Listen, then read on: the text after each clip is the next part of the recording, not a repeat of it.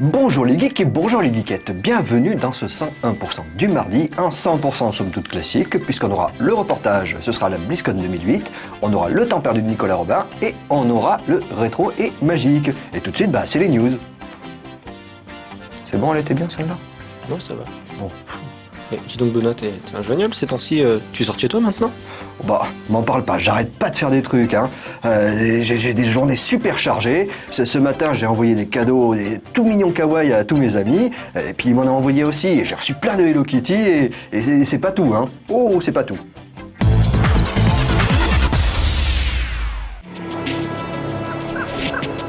Sorti en arcade fin 2007 au Japon, Tekken 6 sera distribué en France en automne 2009 par Atari. Évidemment, on ne parle plus ici de la version arcade, mais des adaptations Xbox 360 et PlayStation 3. Développé par Namco Bandai, ce jeu de baston est le premier de la série à apparaître sur les consoles HD. Les fans retrouveront pas mal de visages connus, tels que King, Jack, Yoshimitsu, Nina Williams, Kazuya, le kangourou et le panda. En tout, plus d'une trentaine de personnages seront jouables, sans oublier pas mal de petits nouveaux. Et visuellement, ça dépote, peut-être même plus encore que Soul Calibur 4. You arrived on Mars as our liberators, the Earth Defense Force, guardians of humanity's next frontier. But instead of freeing the citizens of Mars, you imprisoned them. And now... Et voici les toutes dernières images de Red Faction Guerrilla, annoncées pour 2009 sur PC, PS3 et Xbox 360. En pleine guerre, le joueur incarnera à la troisième personne un leader de la résistance, bien décidé à reprendre le contrôle de la planète Mars. Avec un pitch pareil, le scénario du jeu aura intérêt à ne pas faire honte à celui de Total Recall. Développé par Volition, le studio ayant également signé Saints Row 2, ce titre aura la lourde tâche de se démarquer de la flopée de FPS sortie en cette fin d'année. Consider this a declaration of our independence.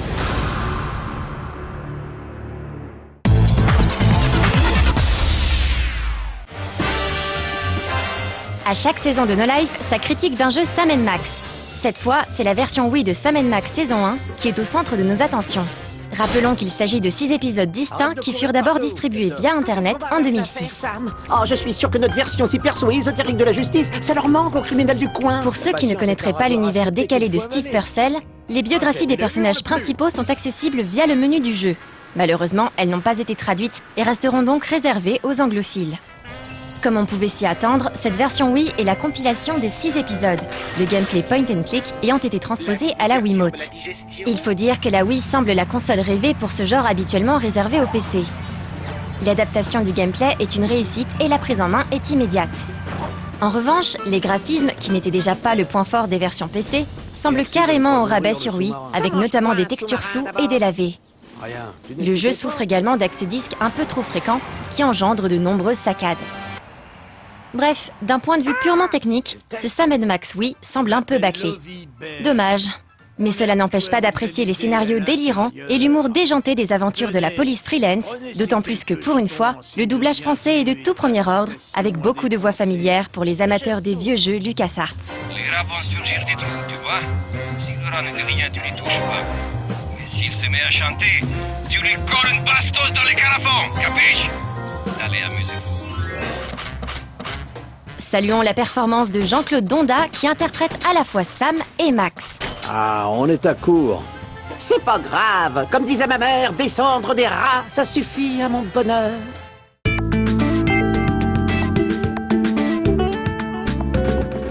Et puis après, avec mon gang de vampires, on est allé braquer une banque du sang. Ça s'est pas très bien passé par contre, hein, on est tous morts quand même. Mais c'est pas grave parce que après je me suis occupé de mon animal de compagnie. Il s'appelle Wouf, hein, il est mignon comme tout. Ah, je l'ai lavé, je l'ai brossé, il a gazouillé de bonheur. On a ri. Et puis on a joué au frisbee, c'était bien, c'était mignon comme tout. Et on a fait du shopping, j'ai acheté une jolie petite robe. Oh, il est tout mignon maintenant.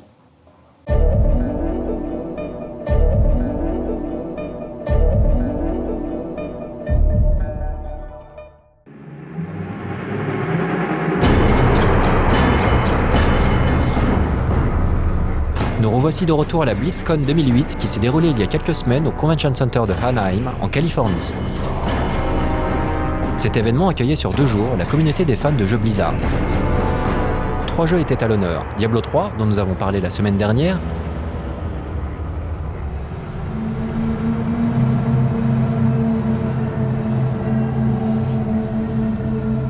mais également la toute dernière extension à World of Warcraft, Wrath of the Lich King, ainsi que StarCraft 2.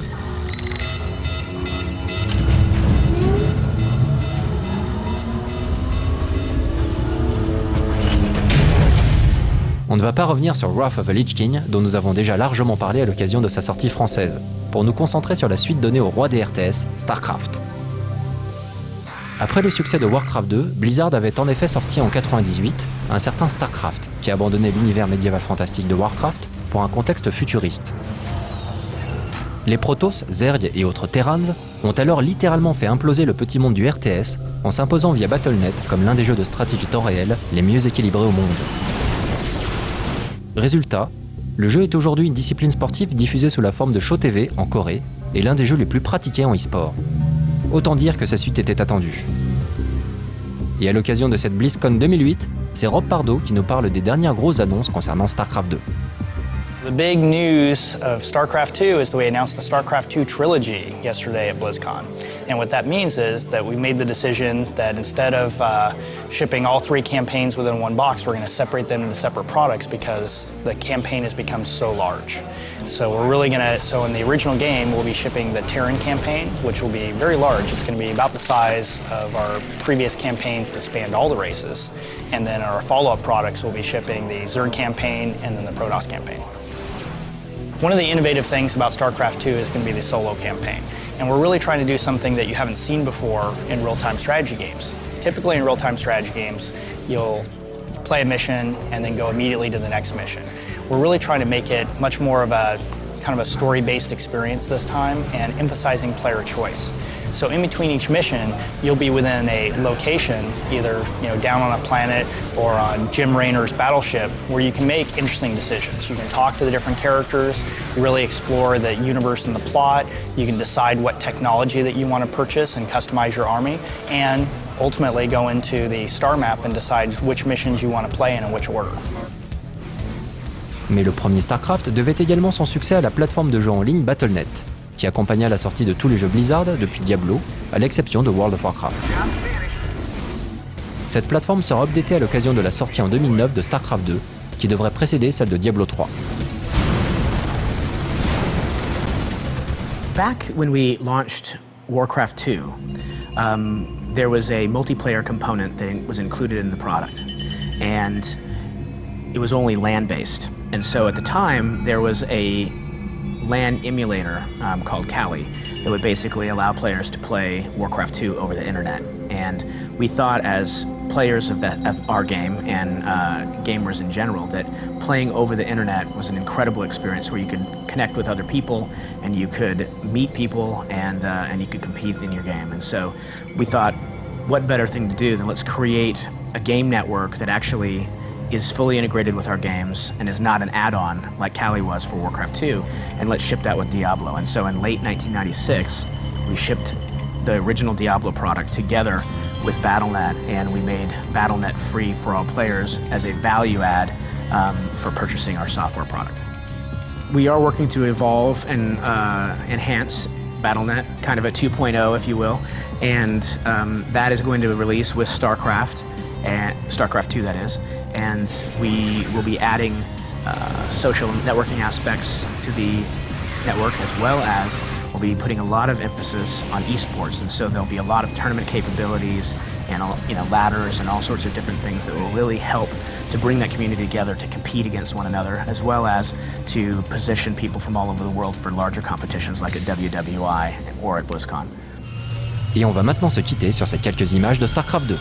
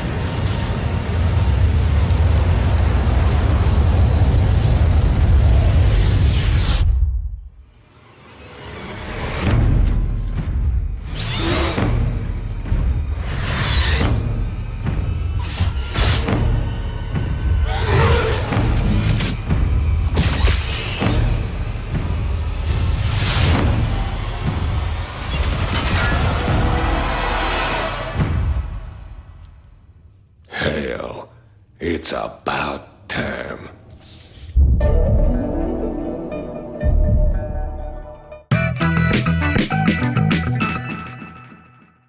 Et c'est pas tout, hein. Je me suis intéressé aussi à la cuisine péruvienne, c'est étonnant ce qu'on apprend. Et les bonbons japonais, je savais pas qu'il y en avait autant. J'ai appris aussi beaucoup sur moi-même quand même, hein. J'ai fait du travail. Tu savais toi que si j'étais un personnage de Flanders Company, je serais Hippolyte Kurtzman? Si j'étais une ligne de métro, je serais la ligne 14? Si j'étais une jeune mariée, je serais une jeune mariée moderne mais vierge? Et en plus, je suis fait pour vivre à Dijon et être horloger. Alors ça, j'ai trouvé ça incroyable.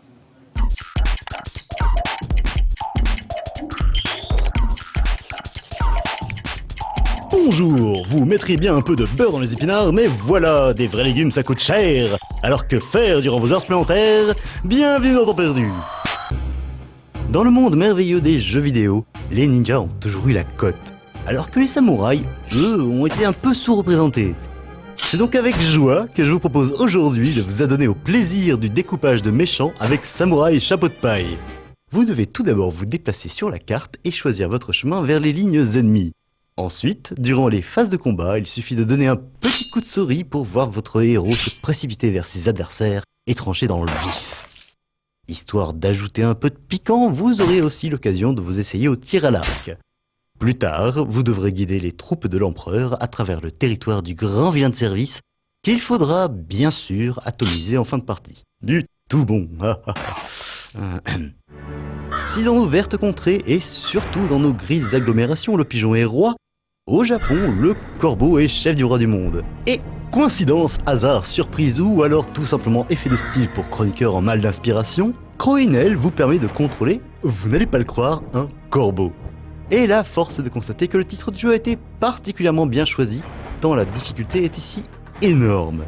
En enfer, nous y sommes et traverser les différents niveaux a rarement été aussi difficile.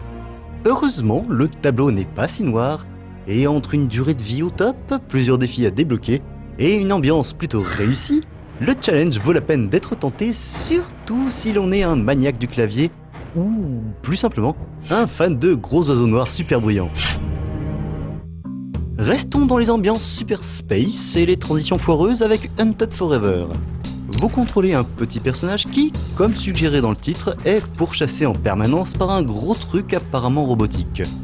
À vous donc de courir, de ramasser des pièces mécaniques, de vous en servir pour acheter des upgrades, et de profiter à plein de cette réussite du jeu de plateforme sur la toile. À essayer en urgence, en attendant que Monsieur Bradburn ait enfin mis la touche finale à son Mirror's Edge 2D, qui s'annonce tout simplement excellent. Et n'oubliez pas... Pour gagner plus, jouez plus. Non, tu n'y es pas du tout, du tout. Il faut une voix un peu plus mâle. Regarde, écoute bien. Pour gagner plus, jouer plus. Tu vois, une voix ça s'improvise pas. Ça passe à la télé, ça sera tout permis. Non mais attends, les stagiaires de nos jours.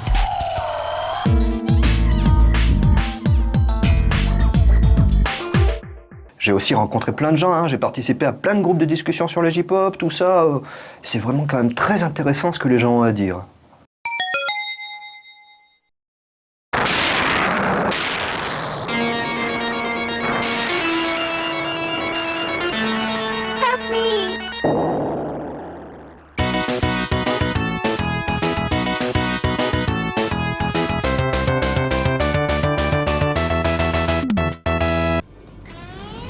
De tous les game designers affiliés à Sega, Ed Annunziata est certainement le créateur des héros les plus inattendus. À l'origine de la saga Echo the Dolphin, on lui doit également Colibri, le shoot'em up aviaire de la Mega Drive 32X.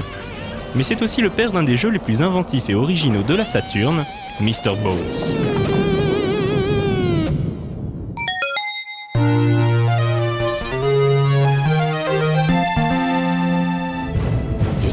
Cela n'aura pas échappé aux téléspectateurs les plus observateurs, Mr. Bones est un squelette. Ressuscité par Dagulian, un vampire mégalomane, Mr. Bones a la particularité d'échapper au contrôle du nécromancien. En effet, de son vivant, Mr. Bones était un guitariste de blues, et le blues lui a permis de conserver son âme dans l'au-delà. Désormais traqué par les squelettes esclaves de Dagulian, reconnaissables à leurs yeux rouges, Mr. Bones va devoir trouver un moyen de vaincre l'armée des ténèbres et mettre un terme au plan du diabolique vampire. À première vue, Mr. Bones pourrait ressembler à un banal jeu de plateforme action. Mais il n'en est rien, pour la simple et bonne raison que le style du gameplay change du tout au tout d'un niveau sur l'autre. Dans un niveau, Bones doit échapper au squelette lancé à sa poursuite. Dans un autre, retrouver ses os volés par des chauves-souris. Plus tard, il devra éviter des rondins de bois volés dans l'antre de Dagoulian, accrochés aux griffes d'un dragon squelette, ou encore jouer un solo de guitare pour restaurer l'âme des squelettes asservis. Un des boss battles consiste même à raconter des blagues. L'une des multiples originalités du jeu était sa gestion de la vie du héros. Le joueur devait en réalité faire attention à deux facteurs, l'énergie vitale du héros, symbolisée par les lettres Bones en haut de l'écran, et la composition du squelette lui-même. Lorsqu'il est touché, Mr. Bones perd en effet de l'énergie et des ossements qu'il faudra récupérer sous peine de devoir finir le niveau sans bras ni jambes. Mais si l'énergie vitale est faible, les os ne colleront pas et Mr. Bones les perdra à nouveau au moindre choc ou chute. Heureusement, Mr. Bones peut utiliser la puissance du blues pour convertir l'énergie rouge des sbires de Dagoulian. À condition toutefois d'avoir des bras pour lancer le rayon salvateur, sinon le pauvre Bones ne fera pas de vieux os.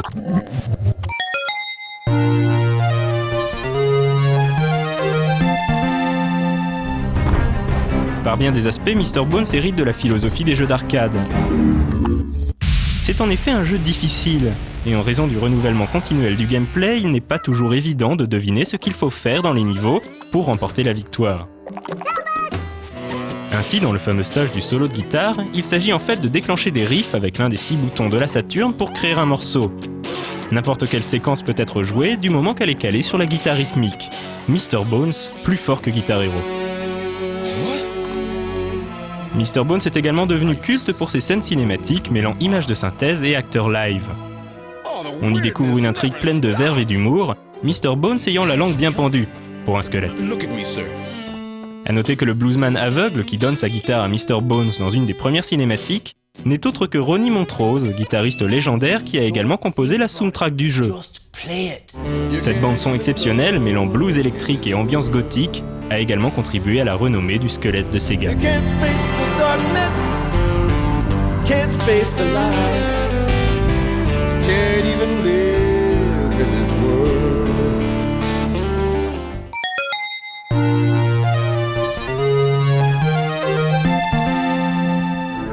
En dépit de toutes ses qualités, Mr. Bones ne fut pas un grand succès commercial.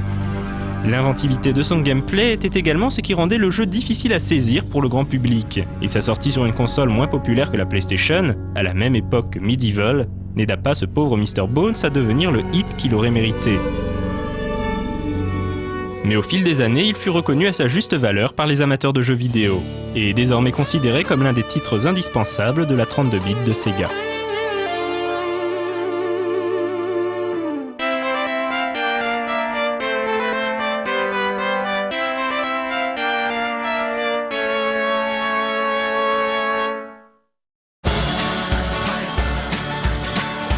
Eh oui, c'est déjà la fin de ce 100%. La compagnie No Life et moi-même espérons que vous avez passé une agréable émission. Et en attendant de vous revoir sur notre antenne, je vous fais des bisous et je vous dis à bientôt. C'est bon, elle était pas mal. Elle était bien. Et sinon, Benoît, moi je suis vraiment content pour toi en ce moment. Tu sors, tu fais des choses, tu communiques. C'est vraiment chouette. Hein. Bah ouais, c'est sûr que ça me change, mais ça me bouffe mon temps. Bon, enfin, en parlant de ça, moi j'y vais, hein, je vais me démaquiller, et puis zou, allez, salut Rémi. Salut.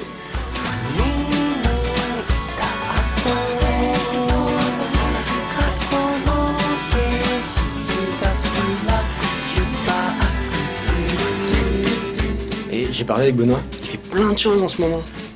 Oh ouais, c'est ça, tu parles et toute la journée sur Facebook.